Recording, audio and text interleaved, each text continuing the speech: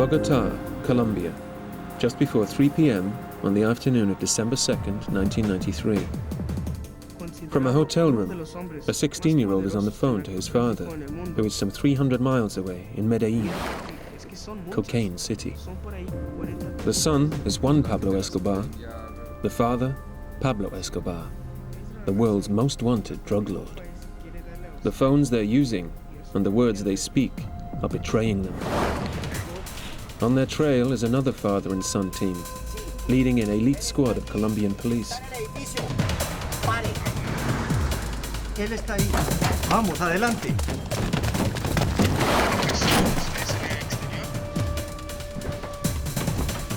Algo está pasando.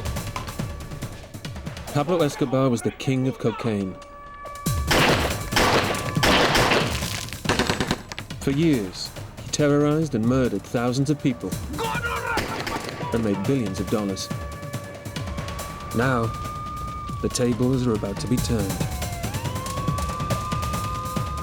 Based on the testimony of those who survived and the transcripts of Escobar's own telephone conversations, this is the second-by-second story of Pablo Escobar's final hour.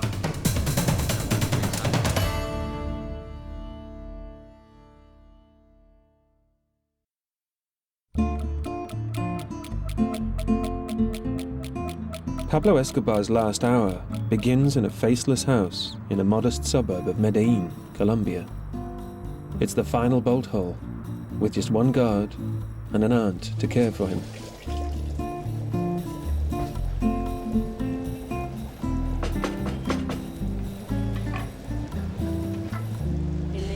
His taste in food was simple. I have to admit I wasn't a very good cook, but he ate everything I made him. To this day, Escobar inspires passionate and contrasting views.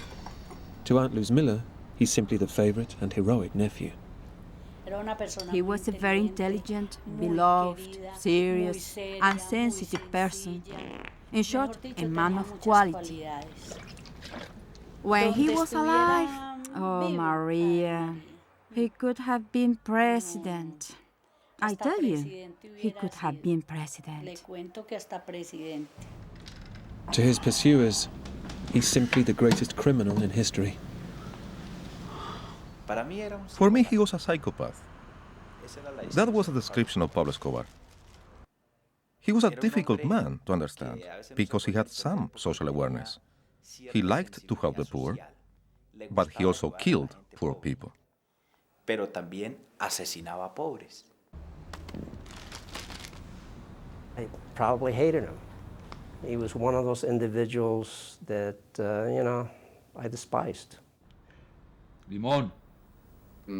I wouldn't think twice about eliminating him if I had to, but I never thought about him with anger. I didn't see him like that. Limón. Even though cocaine made his fortune, Escobar has always steered clear of it. His favorite drug is cannabis. Que no consigue esa maldita hierba, a ver. Ya le di, ya eso se acabó, ya no tengo nada. In his final hour, Escobar cuts a pathetic figure. He was dirty. He had a beard, a huge beard. Very changed physically. Scruffy. We could have passed him in the street in Medellín and said hello, not knowing it was Escobar. Escobar's last day has begun with spaghetti for breakfast, prepared by his Aunt Luz Miller. And where he once had a staff of hundreds, he's now reduced to just one bodyguard, a man nicknamed Lemon.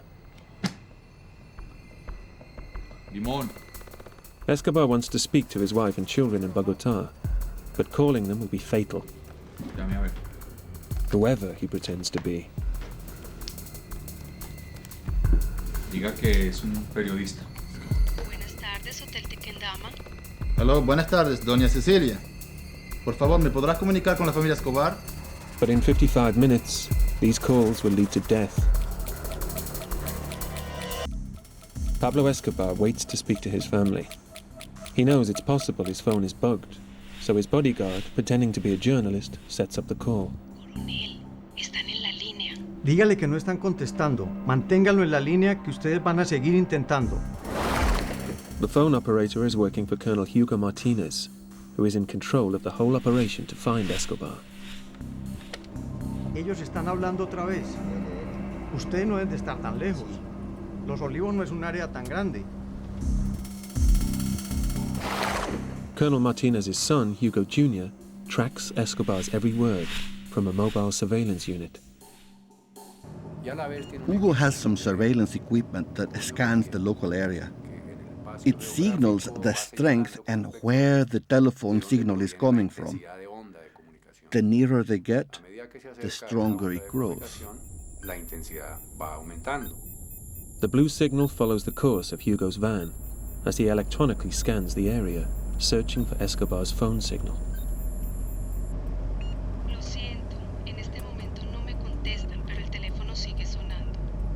The green signal behind Hugo's van is the search block assault team, the foot soldiers of the operation. They are led by Major Guillermo Aguilar. Espere un momento. Ok, gracias. During an extraordinary life that has led to this final confrontation, Pablo Escobar has been a man of many faces. Businessman, sportsman, politician, victim, and family man. Local myth tells how by 16 he was already dealing in death. He'd steal gravestones, shave off the names, and resell them at bargain prices. Born into a culture of violence and rebellion near the mountainous city of Medellin, even Escobar's grandfather was a famous rum runner. My brother was a good student and son. He was a person who had a few friends, but he was supremely faithful to his friends as a child. This is the family story. In fact, he was just a small-time con man, car thief and kidnapper, until he discovered drugs. He soon learned that marijuana makes millions, but cocaine is king. He could make $1 million every day, and before long, he did. The key to Escobar's success was spectacularly simple. Everyone who dealt with him had a choice: plata or plomo, silver or lead.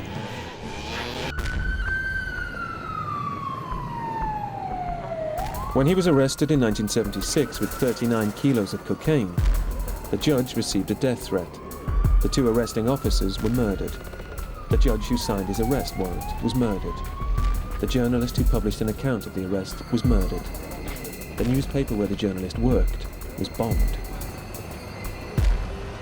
But now, from his safe house in Medellin, Escobar is trying to use the press to get public opinion behind him. Okay.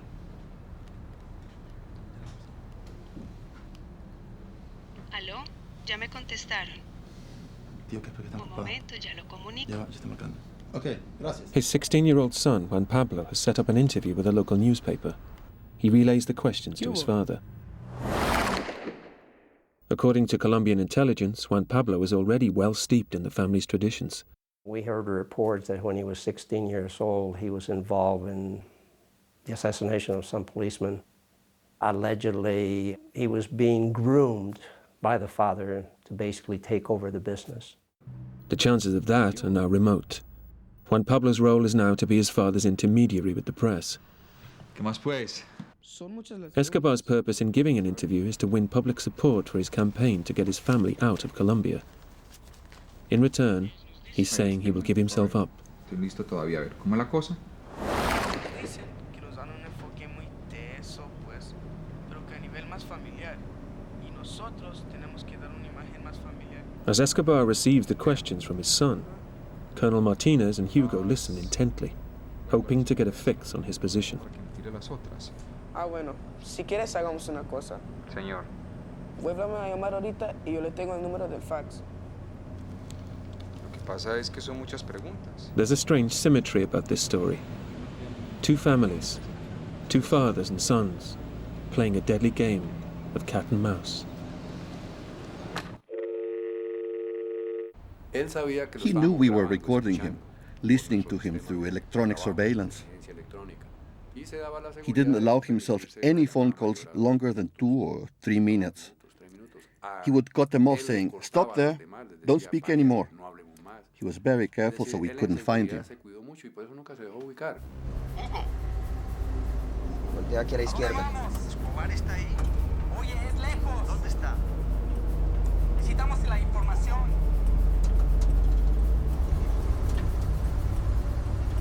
Dele. Así. A secret US Army surveillance team, codenamed Centra Spike, flying above Medellin, is helping the search. It pinpoints Escobar's phone transmissions and relays them to mobile units like Hugo's. But the pinpoint is 600 meters wide. It's up to Hugo to find the source of the signal within that zone. It's a delicate task, made even harder by Escobar's short calls and the usual habit of speaking from mobile phones on the move in taxis. Well, there were numerous stories, numerous reports about him being in a taxi. There was one report, I remember, that he was in a taxi wearing dressed like a nun. Muy bien. Por favor, siga así. The men of the search block don't know if Escobar is moving or still today, but they do know what to expect when they find him. Of course we were very scared. He had already killed thousands of people. He killed 600 of our policemen just in Antioquia, plus the ones he'd killed elsewhere. So the moment he started killing, and the moment we knew that he was offering $1,000 per dead policeman, we knew who we were facing. In this, his final hour, Pablo Escobar may still be free, but not as he was in his heyday. In the early 1980s, Escobar had his own private zoo. He was moving hundreds of tons of cocaine into the United States every year. Forbes magazine reckoned Escobar was worth over $7 billion. That's more dollars than there are people on Earth.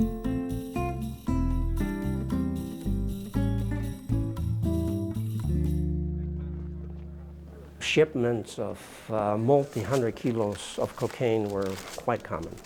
And it got to the point that an airplane would come to the United States loaded with cocaine, make a drop either offshore or somewhere in a clandestine area. And the airplane would go back full of $20 bills, you know, to Colombia. So it got to a point where money was not counted in Colombia, it was weighed. Wealth and power were never enough for Escobar. He wanted to be respected, admired, even loved. And as extraordinary as it may seem, he really was loved. Precisely where there was a lot of poverty, he helped people. He gave them housing. He gave them money and things. The poor appreciate that. He built and gave a whole neighborhood for the homeless, known as Barrio Pablo Escobar.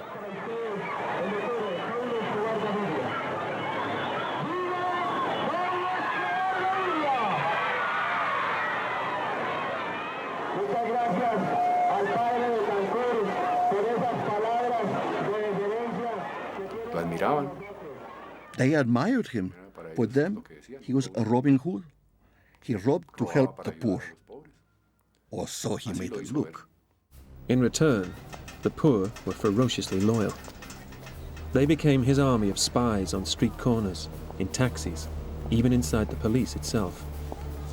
Teenage murderers queued up to gun down Escobar's enemies.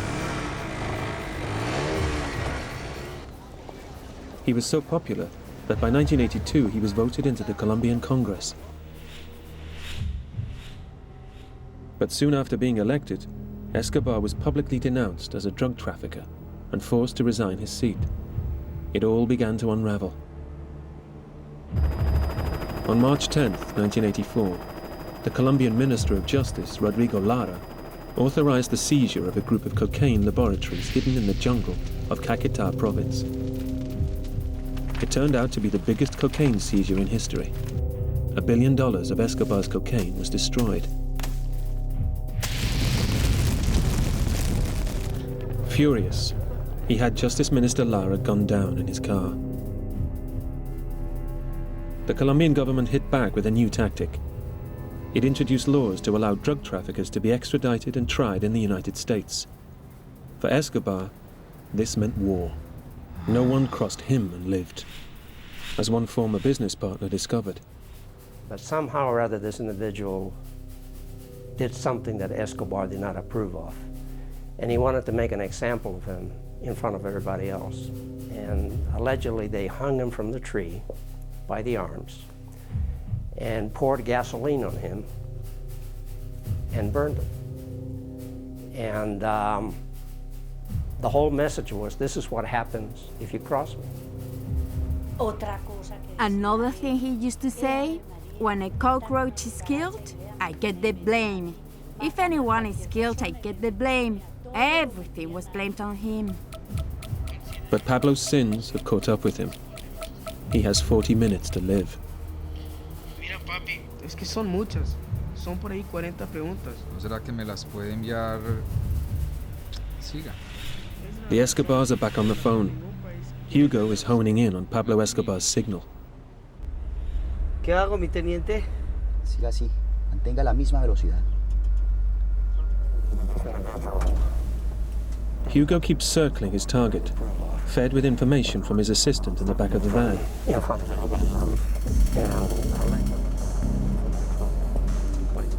From the strength of the signal he's now getting, Hugo believes Escobar is hiding very nearby. His suspicions are zeroing in on the Obelisco shopping mall. ¿Dónde estás? ¿Qué estás haciendo? Estamos muy cerca. Manténganse atrás. Esperen hasta que confirme. No quiero que ustedes ataquen hasta que estemos seguros. De acuerdo, mi coronel. Hugo. Sí. Creo que él está allí. ¿Estás seguro, Hugo? Though Hugo is now convinced Escobar is hiding in the shopping mall, a strange ghosting effect on the signal is puzzling him. Even so, he thinks an all-out attack is worth the risk. Da otra vuelta, hay que estar seguros. After 5 years of searching for Escobar and several unsuccessful raids, the pressure on Hugo to be right is enormous. His father, his colleagues, in fact the whole country, await his next move. Sí. Sí. Él está allí. Está en el edificio. Pare.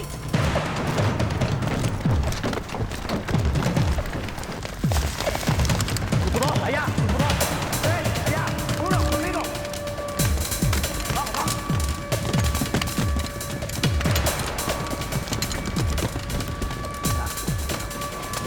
Ojo. Ojo.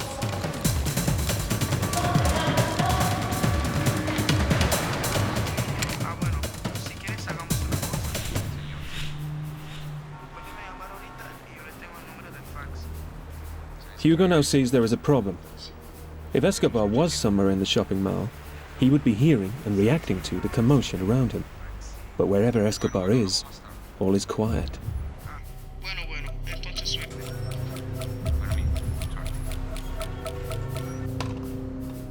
Evading his pursuers has always been an Escobar speciality. 8 years before, he'd waged a populist campaign against the potentially lethal threat of extradition to the United States.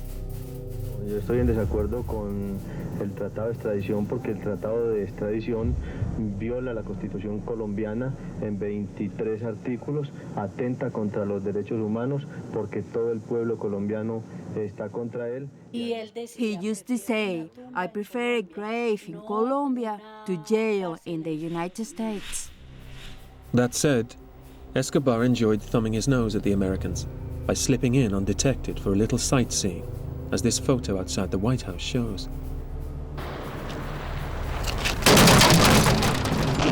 Then, on November the 6th, 1985, Escobar violently raised the stakes in his effort to thwart the extradition laws. The Marxist guerrilla group M19 seized the Palace of Justice in downtown Bogotá. 11 of the country's 24 high court judges were killed in the battle. It looked like an unrelated political disaster. However, many believed Escobar had paid M19 $1 million to attack the building, and while they were at it, destroy all the records of cases against the drug lords. Charges against Escobar literally went up in smoke. Colombian society was actually caving into the pressures that Escobar was putting on them. And they just wanted the bombing to stop. They didn't care what the government did as long as the bombing stopped.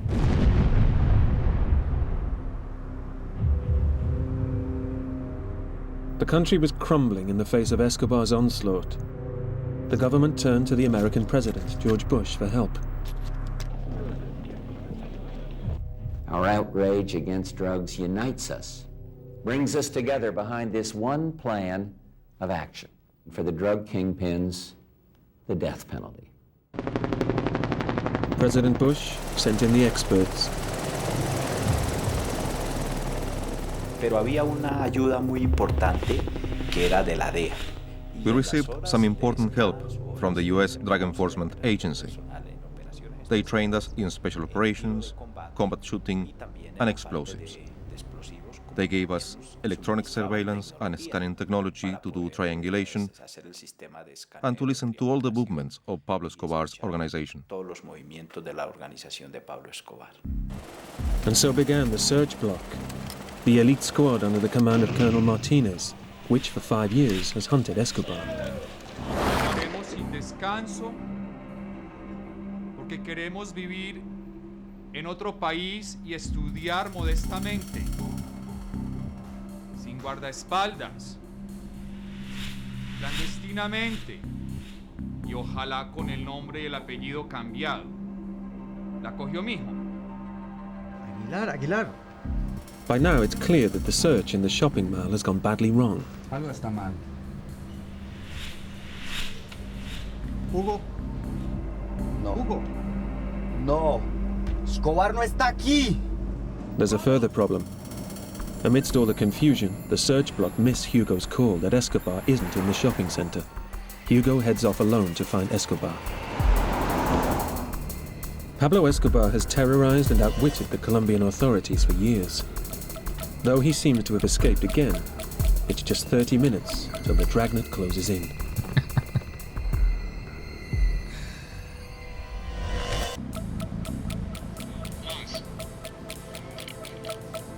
While the search block look for Escobar in Medellin's huge Obelisco shopping mall, Hugo tries frantically to work out why the raid has gone wrong. Hugo, ¿qué pasó? ¿Qué pasó? ¿Por qué no cogimos a Escobar? No sé qué pasó. Todo parece indicar que él estaba aquí. Tuvimos un problema con la señal. ¿Qué pasó con la señal? No sé, es como un reflejo, como de agua. Por Dios, pero... Hugo. No puede ser. Yo por aquí no veo nada de agua. It turns out Hugo is right about the signal being reflected off water. Unbeknownst to him, there is a storm drain running between the shopping center and where Escobar is really hiding. That is what caused the ghosting effect and led him astray. ¿Para dónde, mi teniente? Siga derecho.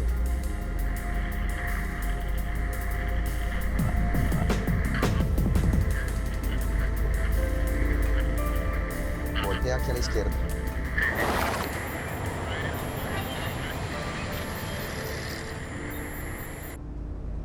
Now alone, Hugo has to trust more than his equipment. He has to trust himself. Bien, vamos bien. He follows his instinct, the signal, and the water that keeps crossing his path. Por favor, aquí una derecha. This time, he's right. He's heading towards the red signal coming from Escobar's hideout. Meanwhile, the search block are still at the shopping center. No está aquí, mi coronel. Where once he would have been constantly on the move, lately Escobar has become more sedentary. Maybe it's the cannabis. Maybe it's just middle age. Only the night before, he celebrated his 44th birthday. Gracias, tía. Es una belleza, carajo. Felicidades, don Pablo. Gracias, Limón. That day, something very strange happened that had an effect on me. As I was about to serve the birthday champagne to Pablo and Limón, the glass fell on the floor. It didn't break. ¡Qué buena suerte! No se rompió. ¡Qué suerte que hay, doña Rosmila! Es una mala suerte que no se haya roto. Look at what happened the next day. That's when I realized his premonition was true.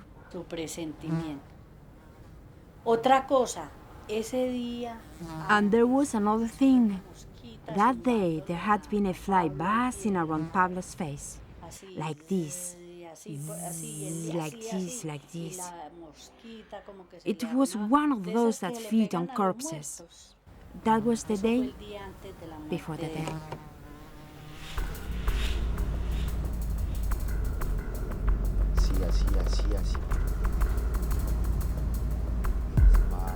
Escobar is now on phone call number 3, in the final hour continuing the campaign to win safe refuge for his wife, son and daughter. Amigo, dígales que mi padre no se va a entregar antes de nuestra ubicación en el exterior. Antes de nuestra ubicación en el exterior. Mientras la Dijín en Antioquia. La Dijín no es mejor. La Dijín, no más. Bueno. Escobar was a man rarely beaten.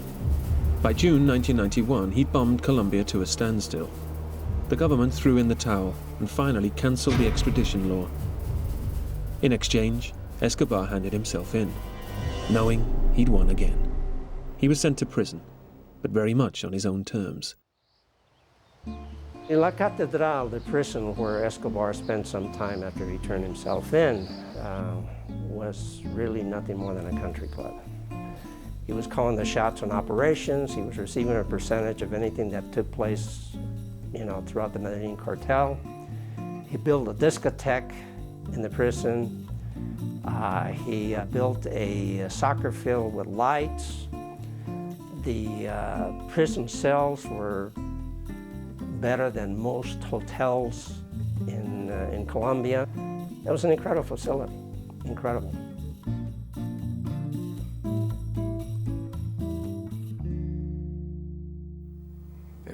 It was both his fortress and Aladdin's cave.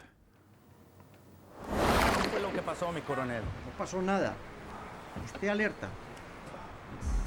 Escobar used his mountaintop fortress overlooking Medellin to rebuild his empire and settle old scores. He ended up suspecting even his inner circle.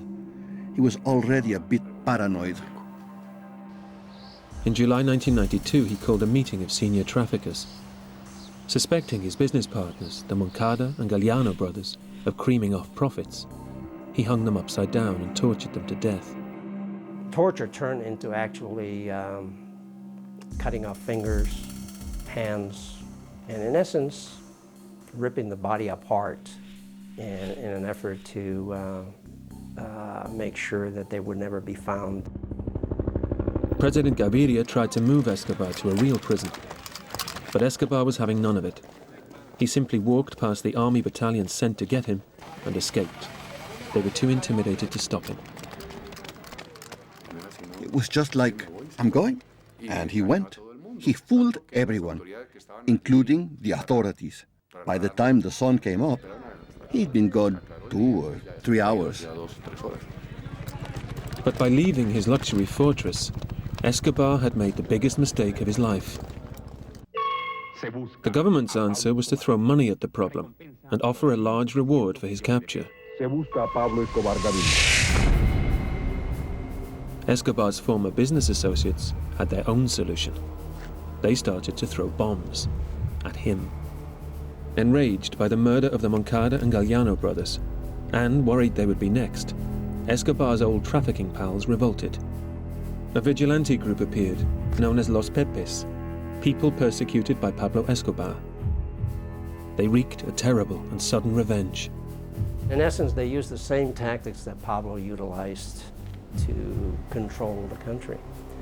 And they didn't stop at anything. They burned homes, they burned buildings, they assassinated followers of Pablo that were still with him. They left signs on the bodies saying that they were killed by the Los Pepes because they were collaborators of Pablo Escobar. Los Pepes systematically destroyed Pablo's organization. They killed his attorneys, they killed his bodyguards, Without warning, Escobar had gone from hunter to hunted. They also killed my sister Lucy. They killed her husband, they killed the cleaner. She was pregnant. That day, they killed 4 people. It's now less than 15 minutes to the final shootout. No es mejor. Ah, bueno.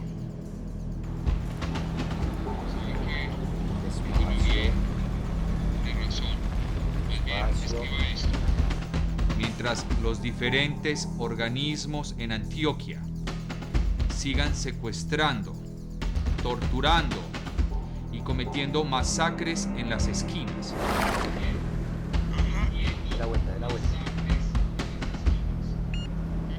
Absorbed in his telephone interview, Escobar has no idea that Hugo is now only yards away.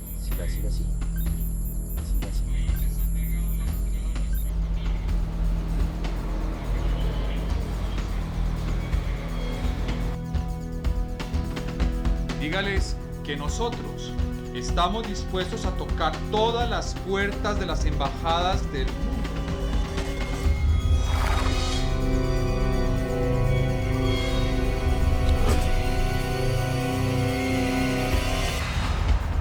Él está allí. Escobar está allí. Voltea en la esquina.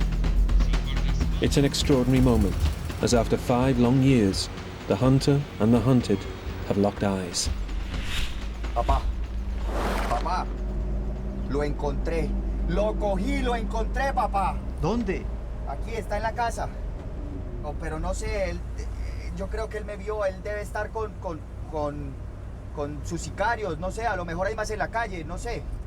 With Escobar now finally within reach, Colonel Martinez is faced with the hardest decision of his career, to do his duty or to protect his son's life. Quédese exactamente donde está. Cuiden bien el frente y atrás de la casa. Y no lo dejen salir. ¿Pero cuánto tiempo más debe estar aquí? Hágalo. Aguilar. Aguilar. Escobar no está ahí. Hugo lo tiene. Then I answered, you must face him if the assault team doesn't get there in time. I was so overwhelmed that we'd found him. We had waited for so long. I was sure we would catch him now. Pare. Cubra la parte de atrás y no permita que nadie salga por esa puerta, ¿me entendió? Nadie.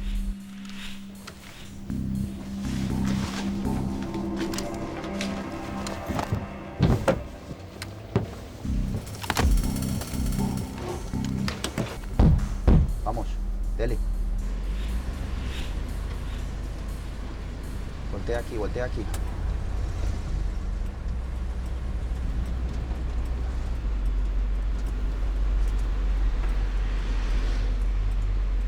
Pare.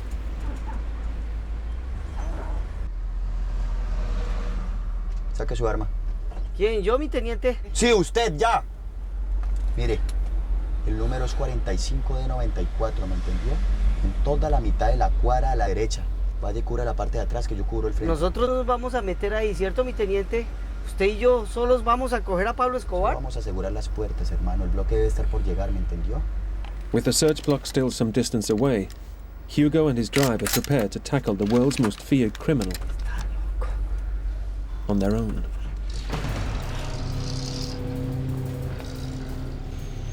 Mi hijo, usted las organiza bien.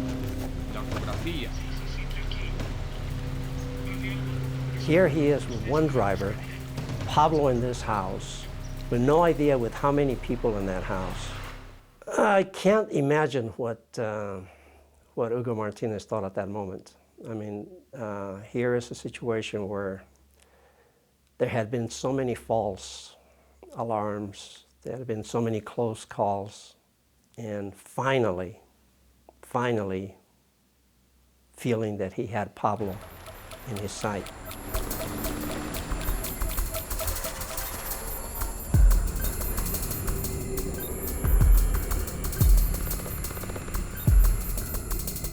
Es la razón por la cual ningún país quiere darle a usted y a su familia albergue. Dígales que la familia le ha negado la entrada, simplemente porque no conocen la verdadera realidad. By April 1993, with his empire in ruins, Escobar was frantic to save the only thing he had left, his family. He tried to send them to Miami, but their visas were revoked by DEA agents at the airport. ¿Por qué se querían ir? Why did they want to go? Because of what the Pepes were doing. Their enemies were their own drug traffickers, their own ex-colleagues. They were bombing his family and his properties, threatening his family. Amenazando a su familia. In response, Escobar bombed Bogotá in a fit of rage, killing innocent civilians. Faced with Escobar's relentless carnage, some feel Los Pepes were a necessary evil. There are places in this world where traditional methods, democratic methods, do not work.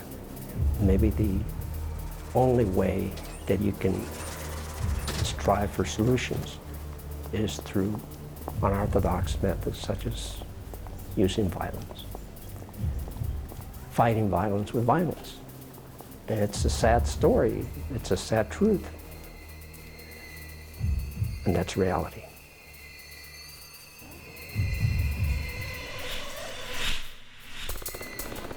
Just 4 days from the end, Escobar made a final bid to save his family. This time he sent Juan Pablo, his mother and sister to Germany, but they were refused entry and forced to return in humiliation to Bogotá. The Colombian authorities offered them protection at the Hotel Tequendama, but in Escobar's eyes, his family were now being held by the very people who wanted them dead. The inability even to protect his family showed just how far Escobar had now fallen. Escobar basically lost it, and he entered a state in which he stopped taking care of the little things that kept him alive. He stopped moving around when he spoke on the phone. He started making calls to the newspapers, to senators, to everybody he could in a desperate, frantic effort to try and get him to do something to help his family. And that was his downfall. That's how he was tracked down. With 4 minutes to 0 hour, Hugo is still alone. Bueno, ¿cuáles fueron las razones para que usted y su familia saliera el sábado pasado rumbo a Alemania? ¿Usted qué contestó? At last, at 3 minutes to 3, the search block arrives.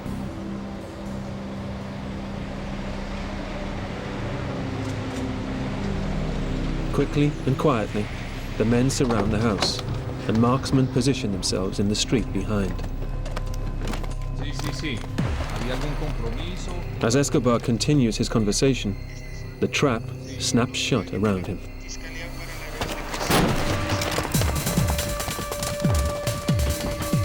Algo está pasando. ¡Cobarde, gonorrea, hijo de puta! Limon flees, leaving Escobar to fight alone.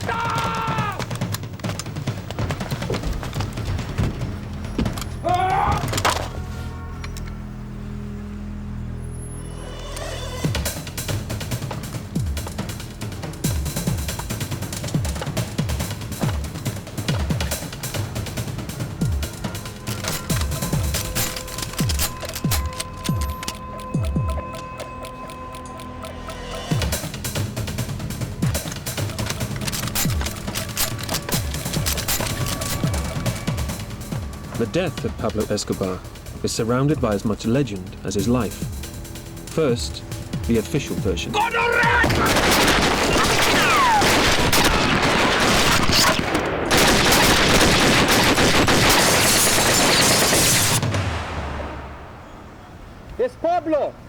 Pablo!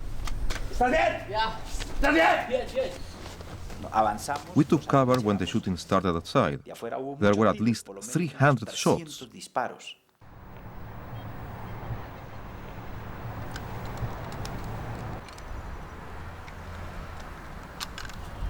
¡Viva Colombia! ¡Está muerto el Pablo Escobar! We all heard, "Long live Colombia," and understood Pablo Escobar had fallen. There are, however, other versions. One is that Pablo Escobar was felled by a killing shot straight through the ears. Some American researchers claim this amazing feat could only have been done by a US sniper from the ultra-secret Delta Force.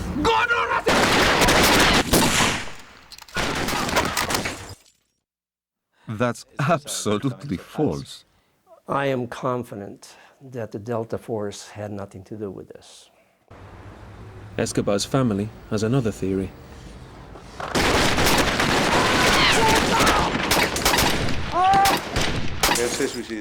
He committed suicide. He did not get killed. During all the years they went after him, he would say to me every day, if he was really cornered, without a way out, he would shoot himself through the ears. And he shot himself through the ears. I don't believe they killed him. He killed himself. Because he used to say, I prefer a grave in Colombia to jail in the United States.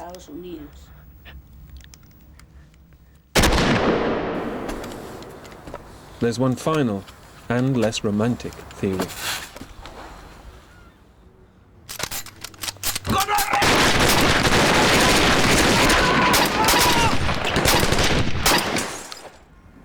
¡Es Pablo! ¡Es Pablo!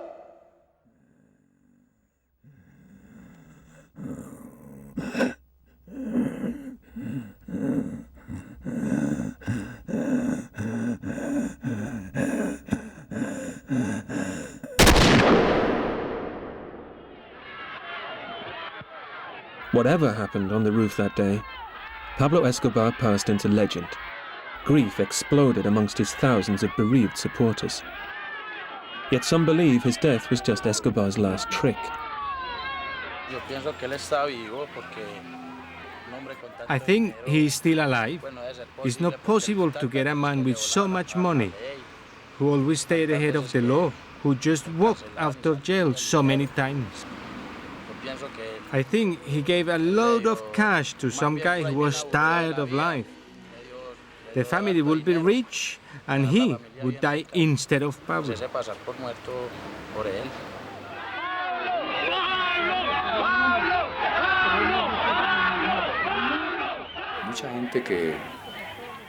They admired him like he was Robin Hood.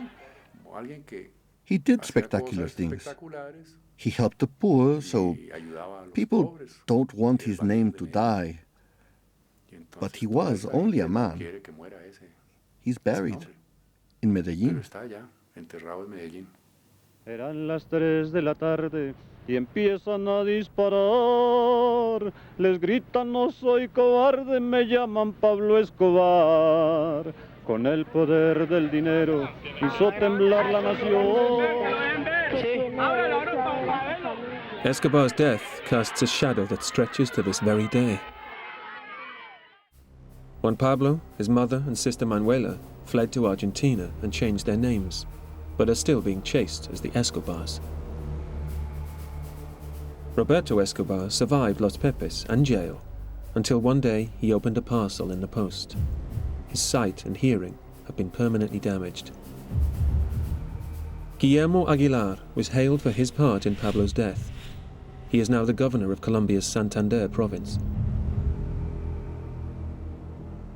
Hugo Martinez Jr. was so overwhelmed by the discovery of Escobar that he was unable to even fire his gun when the final moment arrived. After surviving years of danger, Hugo died in a traffic accident in 1999. Colonel Martinez was promoted to general, but retired in 2003. He now lives a quiet life, without his son, painting. Luzmila Gaviria was lucky. She went shopping that afternoon and survived, but believes Escobar still takes care of her. 4 days later, I dreamed I was cooking fried fish for him, and he was hugging me, happy. I'm sure he was thanking me, like he was saying goodbye. Sometimes I ask, Pablito, help me, and he does.